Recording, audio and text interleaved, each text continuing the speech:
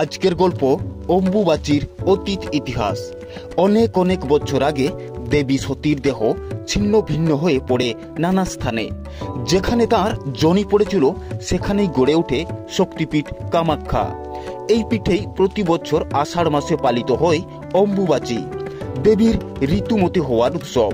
এটি শুধু উৎসব নয়, প্রকৃতি মায়ের বিশ্রাম, শক্তি সঞ্চয়ের এক তান্ত্রিক পর্ব। অসমের পাহাড়ে গুহার ভিতর জেগে আছে শক্তিপীঠ কামাখ্যা, যেখানে সতীর জনি পতিত হয়েছিল। সেই স্থানে দেবী বাস করেন। প্রতি বছর আষাঢ় মাসে শুরু হয় অম্বুবাচী, দেবীর ঋতুমতী হওয়ার দিন। এই সময় প্রকৃতি মা বিশ্রামে যায়, বন্ধ হয় ধর্মীয় আচার অনুষ্ঠান। অম্বুবাচীর সময় 3 দিন ধরে মন্দিরের দরজা থাকে বন্ধ। পুজো অর্চনা দর্শন কিছুই হয় না, দেবী বিশ্রামে থাকেন। এই সময় চাষাবাদ, বিবাহ বা যে কোনো শুভ কাজ নিষিদ্ধ হয়। সবাই বিশ্বাস করে দেবীর বিশ্রাম মানে প্রকৃতির বিশ্রাম।